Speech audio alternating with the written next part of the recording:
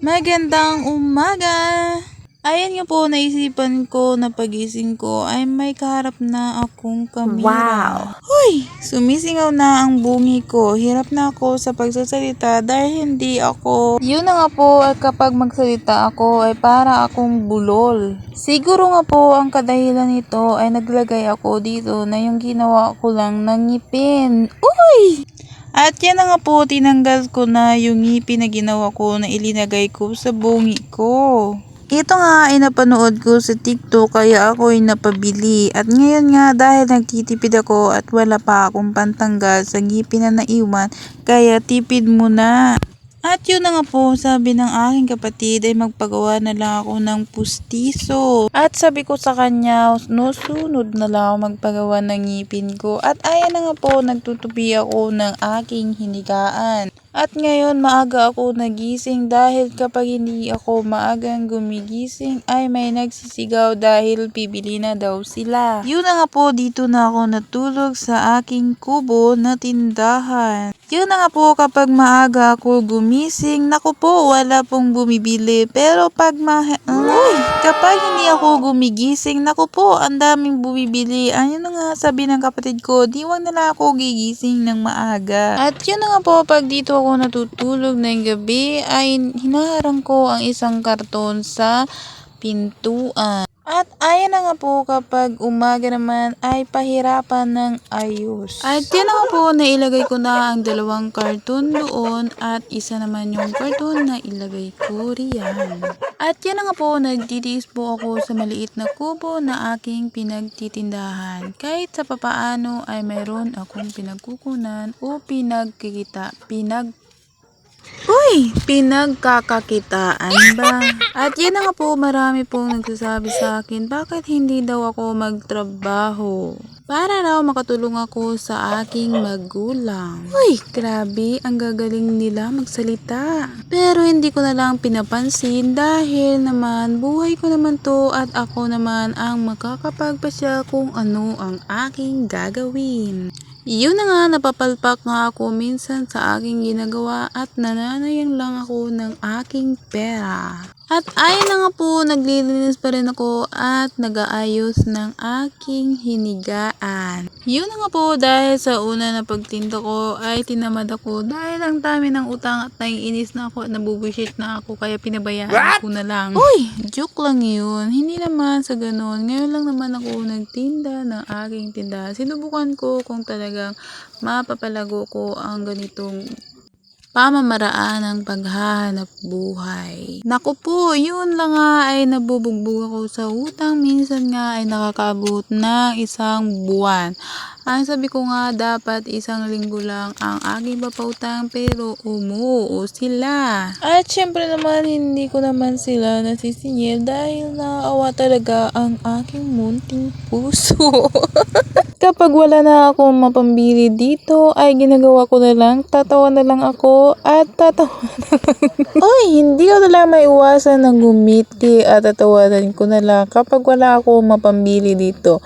Ay sino naman ba ang hindi mapapatawa sa mga nangyayari dito sa munti kong tindahan? Yun na nga po, ang puhunan ko dito ay 6,000. So ngayon po naman ay nasa 10,000 siya. Sana all!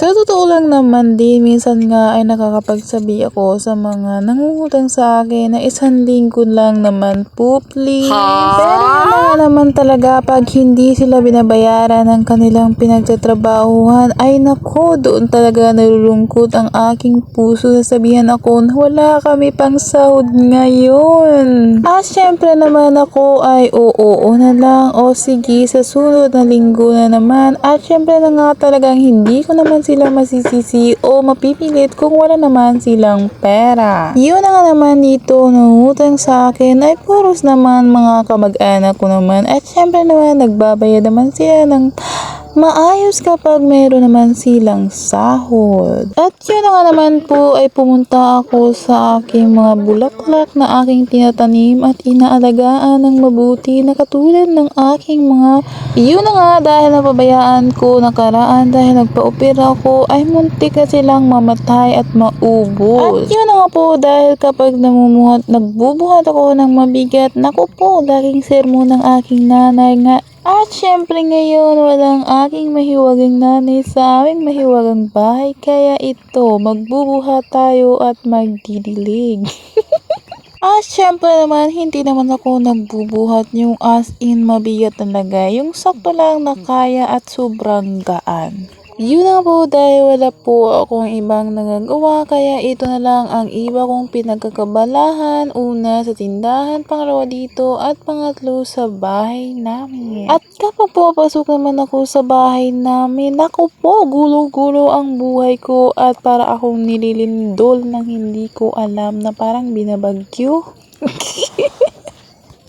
Paano nga naman kasi yung paglabas mo at pag-alis mo dun ay ayos na ang mga plato. Naku po, bumalik ka lang ng isang oras. Naku, wala na ang aming yun na nga po, nilagyan ko na doon ng 2 basket pero wag ka sa ano pa yan sila. Doon pa talaga sa babo nila itong itatambak ang mga pinagkainan nila. At yun na nga po ngayon ang aking gagawin sa aking bulaklak ay aking hahalukayin ang kanilang paligid para sila ay gaganda at tataba. Ganito na po kataba ang aking bulaklak. Yun na nga ay hindi ko alam kung anong tawag dito. Basta ito po ay nakuha ng aking ina sa flower shop. Nung unang buhay ko nito ay nakabinta pa rin ako ng halagang sobrang 1,000 ata.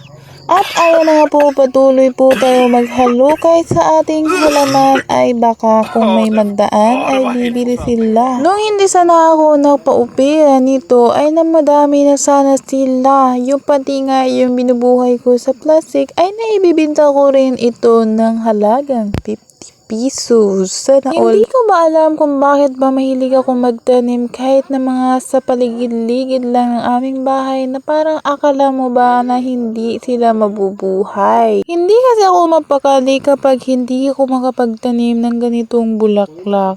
Kahit na nga ito na nga ay tinaniman ko ay dito na lang sa paligid ng kalsada. Uy, sa tabi ba ng kalsada? At yun na nga po, pumasok na ako sa aming bahay. Ganito kagulo ang aming bahay at ayan na nga may naamoy akong mabaho at inilagay ko doon sa kaldero. Ganito po kagulo ang aming kusina at ayan naman po ay yun na nga po, ayan, linis time muna ako ngayon sa aming kusina. At ayan na nga po, inipon ko na ang plato. Aywan ko ba, ba't hindi nila mailagay-lagay dito ang mga pinagkainan nila? At syempre nga po, dahil may kamera, kailangan natin magsipag. Joke lang, dahil nga po wala tayong aasahan dito dahil dito ang kasama ko po ay si nanay at ang aming bunsong tamaran.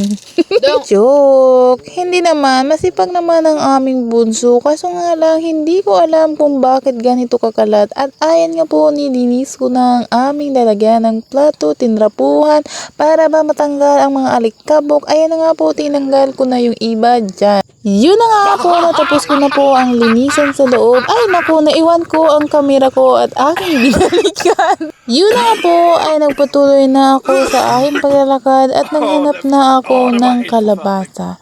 Ayun na nga, may nakita ako na kalabasa kaso doon sa taas ng kalamansi dahil meron naman akong nakitang maliit na kalabasa kaya no choice ay ito ko na lang ang aking kukunin. At sa wakas, nakakuha na ako ng maliit na kalabasa at ayan na nga po, dumaan ako sa kamera. Yun na nga po, nauna naman ang kamera sa loob at ako ay pumasok na naman. At yun na nga, kumuha ako ng lalagyan ng aking kalabasa nga sunga na pag-isip-isipan ko na ito na lang na isa. At ayan na nga po, hihiwain ko na sana kaso nga mas maganda yung kutsilyo at ako ay naghanap sa loob kaso nga wala akong mahanap. Kaya ay ito na lang ang aking ipanghiwa sa kalabasa. At yan na nga po, hihiwa-hiwain ko dyan dahil aking lulutuin. At hanggang dito na lang ang aking video.